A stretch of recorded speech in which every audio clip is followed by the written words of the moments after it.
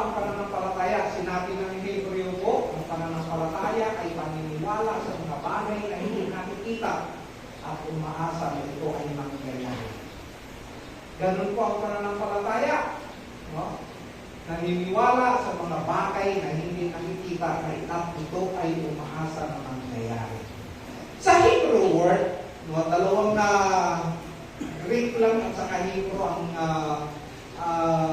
word na ginamit dito ay sa Hebrew ay imon.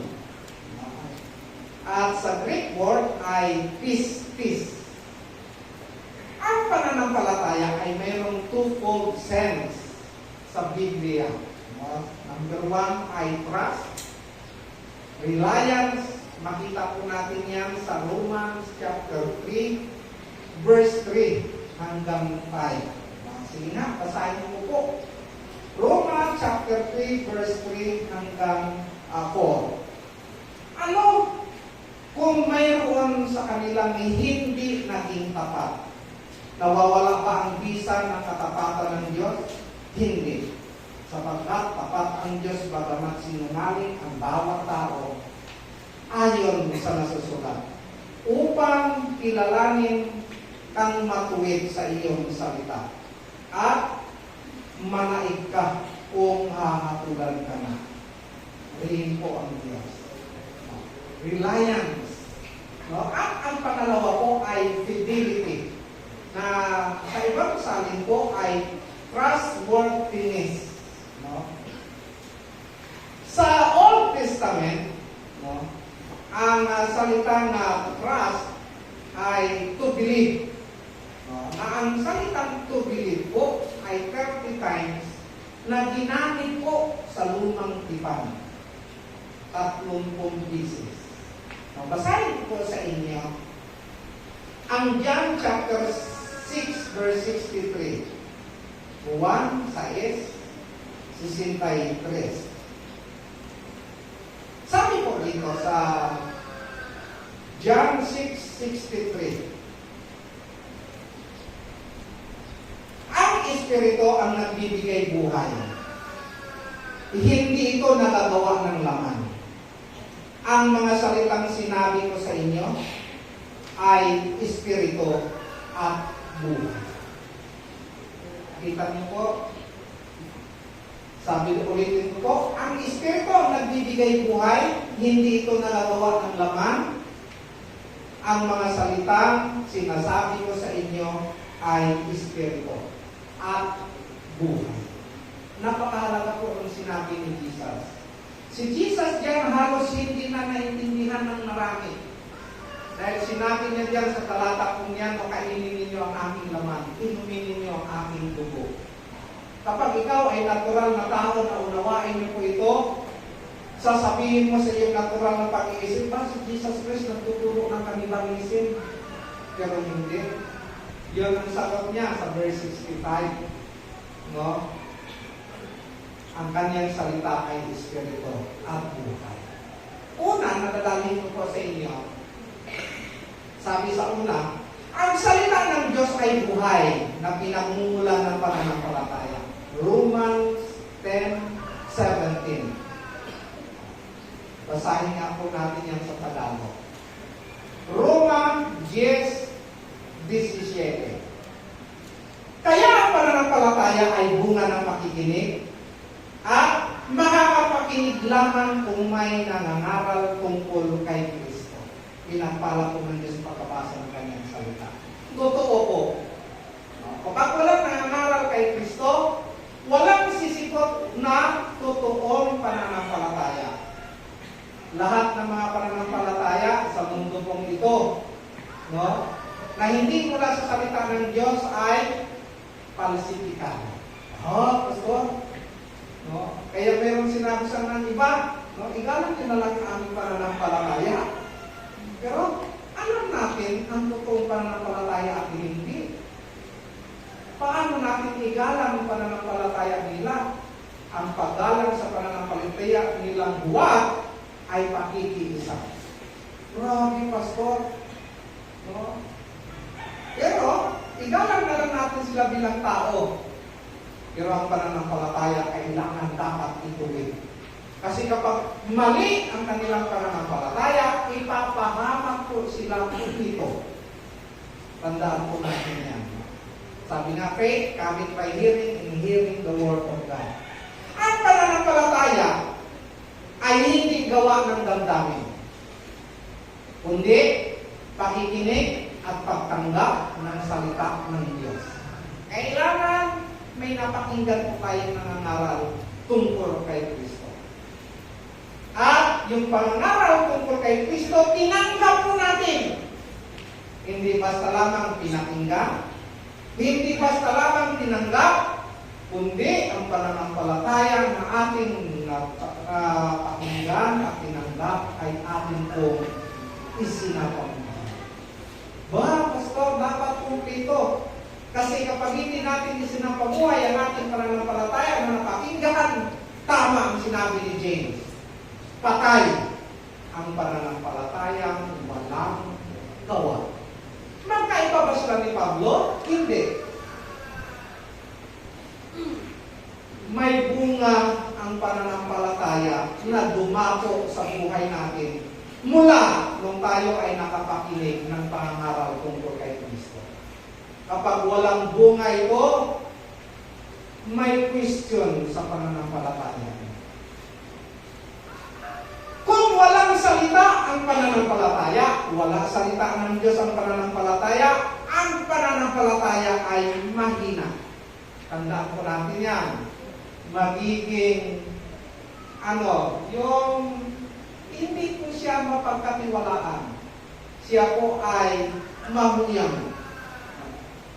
Kapag ang pananampalataya ay walang salita, ang pananampalataya niya ay pabago-bago. Magbabago po. Sabi niya, naniniwala sa dati noon, ngayon hindi na. Magbabago. Pangatlo po, kung walang salita ang pananampalataya, nakabatay sa sitwasyon at hindi sa katotohanan. Aayon na lang tayo sa takbo ng mundo kapag walang salita ng Diyos na pinanampalatayanan po natin. Pero sila ni Shadrach, Meshach at Abednego, naninindigan po sila. Dahil alam nila ang salita. Kaya dapat ang mga Kristiyano ay naninindigan. Amen po ba? Amen. Paparang ang mundo pong ito, mawawala ang lahat. Pero ang salita ng Diyos, hindi mawawala ng isa. Mananatili magpakailanman. Kaya kung walang salita ang pananampalataya mo ay magiging mahina, pabago-bago, nakabatay sa sitwasyon at hindi sa katotohanan. Ang salita, ang ugat ng buhay, spiritual ng puso. Okay? Ugat ng buhay, spiritual ng puso. Alam naman natin ang ating puso ay laman. Laman ko yan. Pero alam niyo po ba kahit laman yung puso niyo? Kayo po ang sentro ng paningin ng Diyos. Ang inyong puso. Ang puso niyo ba ay nananalig sa Kanya ng lubos? Lord, ano man ang mangyayari? Hindi po ako atin sa inyo. Lord, kahit mag-fiesta man, dadalo mo ako. Grabe no. Ano yan sa atin eh? Kung gaano ba ka-strong ang pananampalataya natin. Sabi nga, ang puso, kapag pinasok na ng salita ng Diyos, hindi siya na basta laman, kundi siya ay spiritual. Pastor, ganun po. Ganun po. Pangalawa, ano po ba yung pangalawa dyan? Ang salita ng Diyos ay nagbibigay buhay sa puso. Parang ano man siya. Doon sa Hebreo 4:12. Basahin natin yan, ang Hebreo 4:12. Sabi po dito, sapagkat ang salita ng Diyos ay buhay at mabisa, higit na matalas kaysa alinmang tabak na magkabilay tangin. Ito'y tumatagos maging sa pinaghihiwalayan ng kaluluwa at espiritu, ng mga kasukasuan at ng utak sa buto, at nakakatabo ng mga iniisip at binabalak ng tao. Pinagpala po ng Diyos sa pagkabasa ng kanyang salita. Ayan. Ang salita ay buhay. Ang mga hawak nitong Bible, buhay yan, Pastor. Ako'y nagsasalita ngayon sa mga anak na ng Diyos. Pero kapag nagsasalita po ako sa mga hindi anak ng Diyos, ang salita ng Diyos sa kanila ay patay. Hindi naman nila ito bibigyan pansin. Kaya sabi ni Jesus, huwag mong ibigay ang perla sa mga baboy. Mga baboy po ba kayo? Hindi. Kayo po ay mga anak ng Diyos. Kaya ang salita ng Diyos, powerful na sinasabi ko sa inyo, ay buhay. Kasi ang mga nakikinig, mga anak ng Diyos. Buhay sa inyo ang salita ng Diyos. No? Sabi nga, ang salita ng Diyos ay hindi patay na litra. Kapag binabasa natin ito, aba, mayroon pong nangyayari sa loob natin. May nangyayari. Ang salita ng Diyos ay may nangyayari. Sinabi niya, mangyayari. Naalala ko po tuloy si Moses, noong binirdik ko siya ng Pharaoh, sabi, it is written, sabi ng Pharaoh, it shall be done. Ito po, nakasulat sa Bible niyo. At ang lahat ng mga yan dyan ay buhay, mangyayari. Yan. Ang salita ng Diyos ay buhay, mangyayari. Bumubuhay sa patay na diwa ng tao. Ba, Pastor? Kaya pala, kailangan natin ipangaral ang salita ng Diyos sa mga hindi ka sumasampalataya sa kanila, sa Kanya. Ngayon, kapag tayo ay nangangaral, ba? Dahil tayo ay nabuhay na ng salita kong ito, tayo po ang may kapangyarihan mangaral sa hindi pa Kristiyano. Dahil sabi nga dito, no, nabubuhay ang kanilang mga diwa. Dahil sa ikaw na nagsalita, may buhay ang mga salita na lumalabas sa iyong bibig. No? Dahil ikaw mismo, binigyan mo ito ng buhay eh. Sila, makikita nila yan. Oo nga, nabubuhay kasi sa kanyang sinasabi. No, okay. No, mabisa. No, may power. Sabi nga dito, nagbabago ng loob.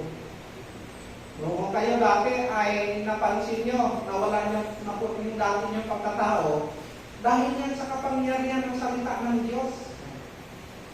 No? Nagbabago ang ating loob. Ang puso ng tao ay nadudurog sa kasalanan. Grabe. Dinudurog ng kasalanan ang puso mo. Kaya, mahihirapan ka kapag durog na ang iyong puso. Pangalawa, ang puso ng tao ay napapagod sa takot. Kapag wala kang nataligan sa salita ng Diyos, takot ka palagi. Alam niyo ang unang pinapatakutan ng mga taong wala salita ng Diyos? Takot siyang mamatay. Kasi hindi niya alam kung saan siya tutungo. Hindi niya alam. Marahil, may nagsabi na sa kanya, dalawa lang pupuntahan ng tao. Langit, impyerno. Huwag na natin lagyan ng O, langit o impyerno. Kasi pipiliin niya yung O eh. Ayaw ko sa langit, ayaw ko sa impyerno, sa O lang ako. Kasama ba yun sa pilihan doon? Langit o impyerno? Hindi. Dalawa lang ang pupuntahan. No? Kaya, natatakot po siya, napapakot ang kanyang puso, dahil takot siya mamatay. Takot siya sa lahat ng mangyayari. Pangatlo po, namamatay na sa kawalan ng pag-asa. Ang puso po na walang salita ng Diyos, namamatay sa kawalan ng pag-asa. Dahil ang salita ng Diyos nagbibigay sa atin ng pag-asa. Ngunit ang salita ng Diyos ay nagbibigay muli ng espiritual na buhay. Kapag kayo ay nalulupay-pay, magpalakas po kayo sa salita ng Diyos. No. Kaya kapag wala kayo dito sa iglesia, nangangamba po ako.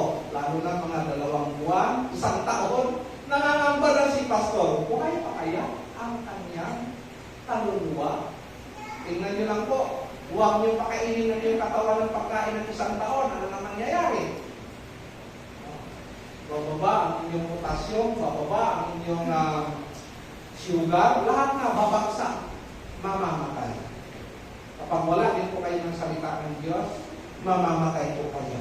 Dahil sinabi sa Psalms 119 verse 50, no, basahin po natin, Salmo 119, 50. Sabi po dito,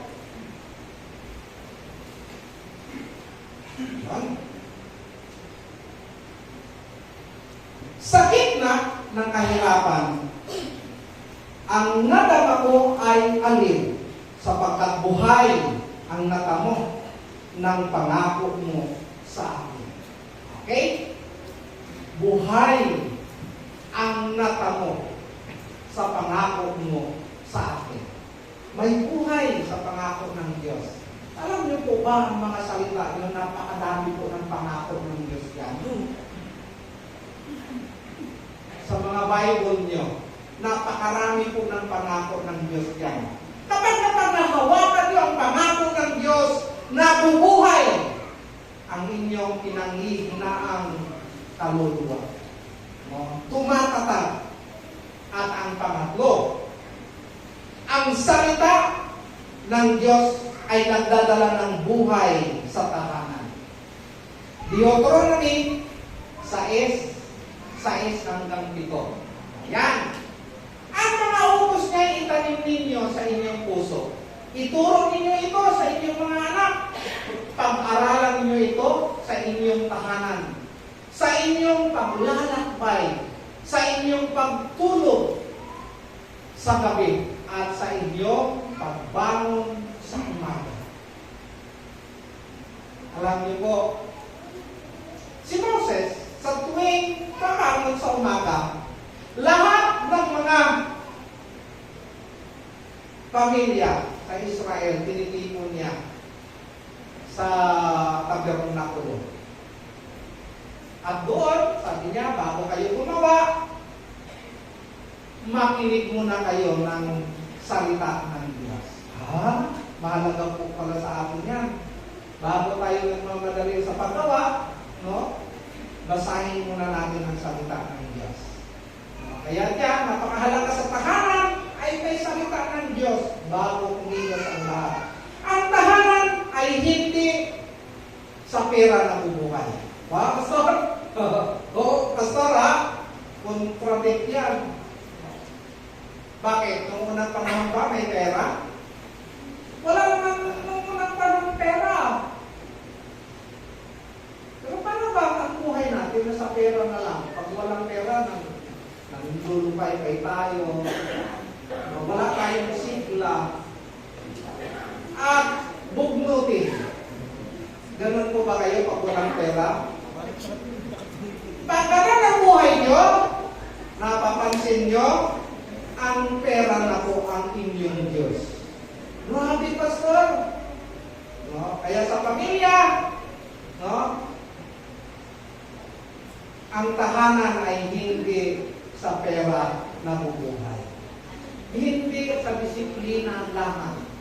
Pero disiplina ng mga magulang. Pero sa akin po ng Bible, disiplinahin niyo po ang inyong mga anak ayon sa mga pamantayan ng Diyos. Wow! Huwag basta lang pala disiplinahin sila. No, may disiplina na nais po ang Diyos para sa kanila. Ang tahanan ay hindi sa tradisyon lamang. Minsan, ang mga Pilipino, maraming tradisyon yan. Kaya ang tahanan ay nabubuhay kapag ang salita ng Diyos ay sintro. Pastor, mahalaga po ito. No? Ang tahanan ay nabubuhay kapag ang salita ng Diyos ang sentro. Ganun pala, pastor, kahalaga ang salita ng Diyos.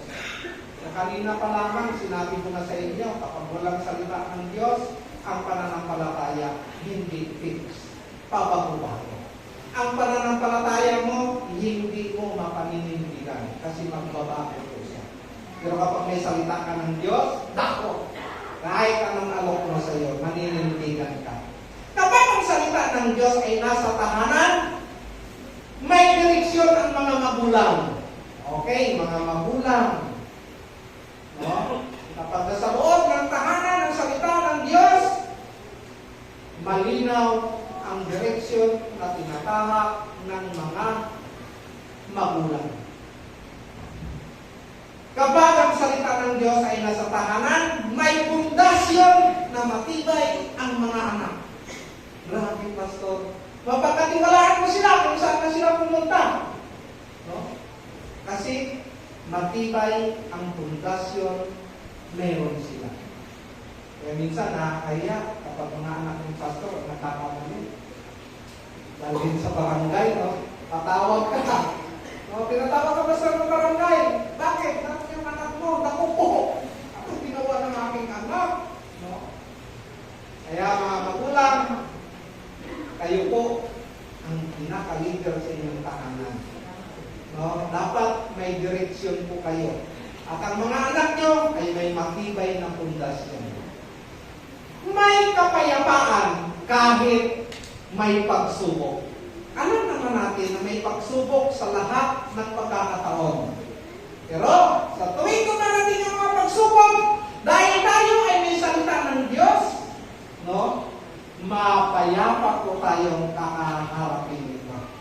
Hindi tayo nababalisa. No? Dahil ang taglay po ng salita ng Diyos sa ating mga puso ay kapanatagan, kapayapaan. Yan. Sinabi po sa Joshua chapter 24 verse 15, as for me and my household, we will serve the Lord.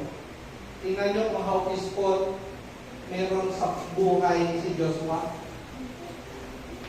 Dahil wala po siyang pangamba.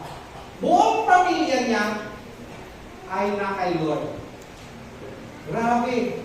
Sino pa sa inyo ang lahat ng pamilya ay nandito? Sarado ang bahay! Halika, sumipa tayong lahat. Walang magsabi, ako nang magsahin mamaya. Ako nang magluto ng pagkain, maiiwan na lang ako. Alam niyo po, kapag ginawa ko po, yun yung nanay ko, pagamba sa loob ng iglesia. Sabi niya, pero hindi ako nakapag-concentrate sa loob ng iglesia pag hindi ka kasama.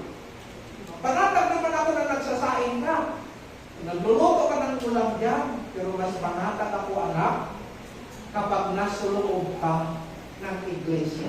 Magkasama tayo. Tama yung sinabi ni Joshua, as for me and my household, we will serve the Lord. Kaya huwag mong iwan yung mga mahal niyo sa buhay. Magiging pangamba niyo po sila kapag hindi niyo po sila kaisa sa pagsimba sa Diyos, sa pagsamba sa Diyos tulad ni Joshua. Pang-apat po. Pananampalataya ang nag-uugnay sa salita at buhay. Pananampalataya ang nag-uugnay sa salita at buhay. James chapter 1 verse 22. Tingnan po nga natin yung Santiago. 1:22. Sabi po dito sa 22 ng James, mamuhay kayo ayon sa salita ng Diyos. Kung ito ay pinapakinggan lamang ninyo, ngunit hindi sinasagawa, dinadaya ninyo ang inyong sarili. Mamuhay kayo ayon sa salita ng Diyos, kung ito ay pinapakinggan lamang ninyo, ngunit hindi isinasagawa, dinadaya ninyo ang inyong sarili. Gaano po ba katotoo ang salita ng Diyos na inyong napakinggan sa inyong buhay? Dahil ang salita ng Diyos, ang pananampalataya ay nag-uugat sa salita at sa buhay. Kung ang inyong napakinggan ay hindi nyo isinapamuhay, mandaraya po kayo. At ang una nyo pong dinaya, mga sarili. Niloko nyo po ang inyong sarili. Halimbawa, Alam niyo na sinabi ni Jesus. At powerful ang sinabi niya, love your enemy. Pero anong ginagawa niyo sa inyong kaaway? Minsan inuunahan niyo. Tama sinabi ni James. Kapag hindi niyo sinapamuhay ang salita, dinaya niyo ang inyong sarili. Ang salita ay nagbibigay buhay kapag ito ay pinaniniwalaan. Pinaniniwalaan natin ito. Pero hindi lang sapat yung tawag yung sabi doon, yung pinapakinggan, hindi isinapamuhay. Ang salita ay nagiging makapangyarihan kapag isinapamuhay. Powerful. Alam niyo po ba ang kinatatakot ni Satanas? Hindi yung magsabi ka in Jesus' name. Kasi kung hindi niya sinapamuhay ang salita ng Diyos, ibabalik ni Satanas sa iyo. Bakit? Sino ka ba? Mas masahol ka pa na sa akin eh. Alam mo yung salita ng Diyos, pero hindi ka nabubuhay. Ang pinatatakot ni Satanas, yung nabubuhay ka sa kanyang salita. Kaya powerful, pag sabi mo sa pangalan ni Jesus, layas ka, kanda ka pa kaagad yun ng layas. Kasi, nakikita ko Satanas maging ikaw na nakapakinig ng kanyang salita, isinapamuhay. Yan. Kaya, ang salita ay nagiging makapangyarihan kapag ito po ay isinapamuhay. Ang pananampalataya ay pagtitiwala sa Diyos kahit hindi malinaw ang lahat. Alam niyo po, lumakad si Abraham sa tawag ng Diyos kahit hindi malinaw ang lahat. Kung saan siya pupunta, so, dahil araw-araw, gagabayan ng Diyos si Abraham para makarating po doon sa lupang pangako. Ang pananampalataya ay pagsunod kahit mahirap. Ba? May hirap po ba, Pastor, sa pananampalataya? Tama yung sinabi ka na ni Pastor Marvin. No? Yung not by sight. Ano nga yung Pastor Marvin? Faith. Live by faith and not by sight. Okay. No, nabubuhay sa pananampalataya. Kaya ang pagsunod ay tanda ng mga taong sumasampalataya kahit mahirap.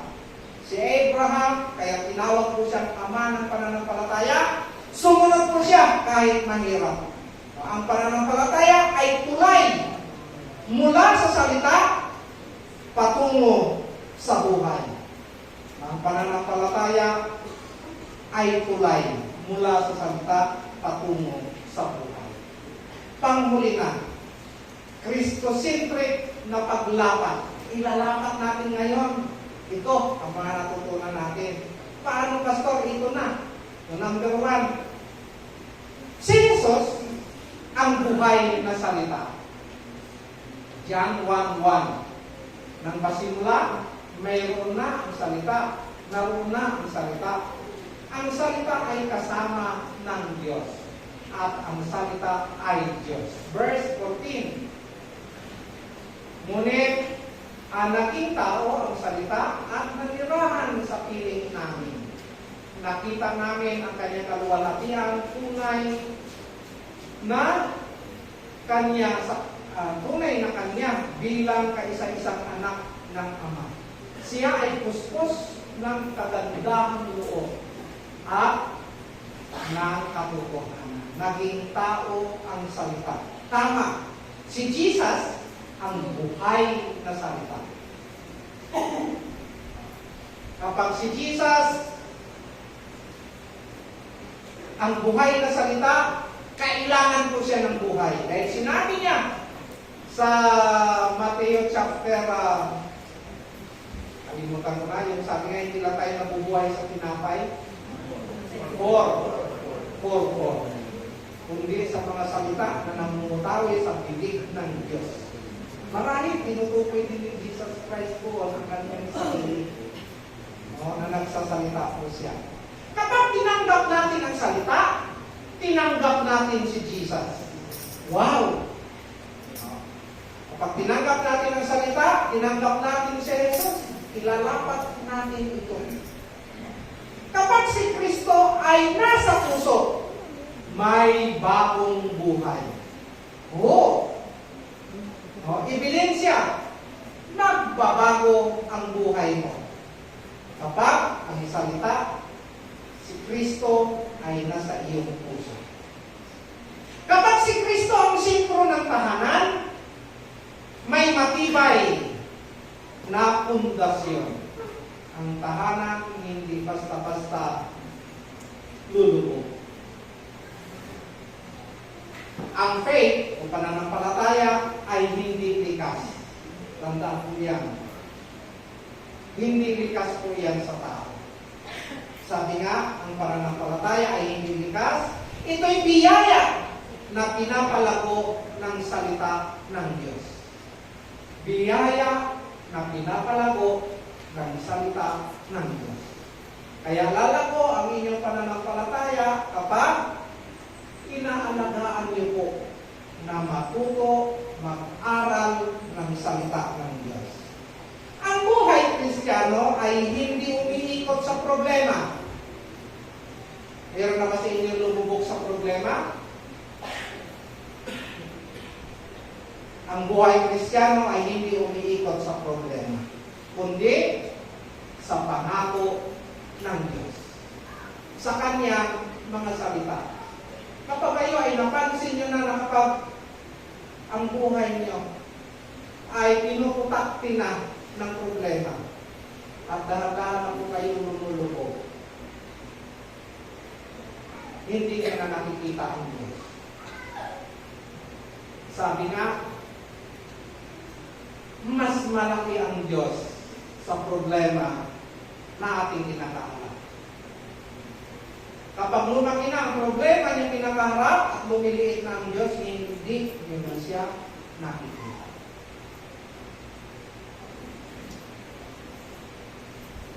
Ito po ang maikling hamon at application natin sa umaga po ito. Basahin ang salita ng Diyos sa ating pamilya. Mahalaga po yan. Kapag binabasa niyo po ang salita ng Diyos, pagkatapos po noon, ipanalangin ang salita ng Diyos na tumubo sa pusong hinasikan nito. Pangatlo, isa pamuhay ang salita ng Diyos sa loob ng tahanan. Grabe pastor, bakit po nasa loob ng tahanan? Kasi ang inyong mga anak na mahal sa buhay, witness po sila. Bakit? Ang inyong mga anak, Mama, ikaw ay may salita ng Diyos. Bakit? Hindi mo yata isinapamuhay. Sila ang unang magtutuwid. Kaya sa loob ng bahay, mga anak, ay pwedeng magtuwid kapag tayo ay bumilihis na sa ating nilalakaran pananampalataya na mula sa salita ng Diyos. At panghuli, sabi nga, ipahayag ang pananampalataya sa gitna ng pagsubok. Alam naman natin, ang mga may pagsubok na dumarating, habang may mga pagsubok na dumarating, ipapahayag po natin ang ating pananampalataya. Noong si David ay nakipaglaban kay Goliath,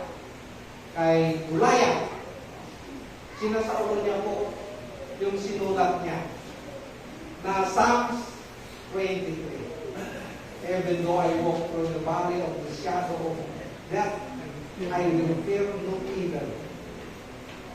For thou, basta kasama kita, your rod and staff comfort me. Ganun po. Kapag kayo ay sinusubok na matindi, may mga pagsubok na darating, ang mga sa ulo niyo po bang verse, malinaw pa rin. pag nalinaw pa rin, ipapahayag niya. Ito ang aming pinaniniwalaan. Walang pagsubok na ibinibigay ang Diyos para tunawin ang ating pananalig sa Kanya. Kundi ang mga pagsubok na dumarating para patingkarin ang pananampalatayang mayroon ka. Saglit po tayo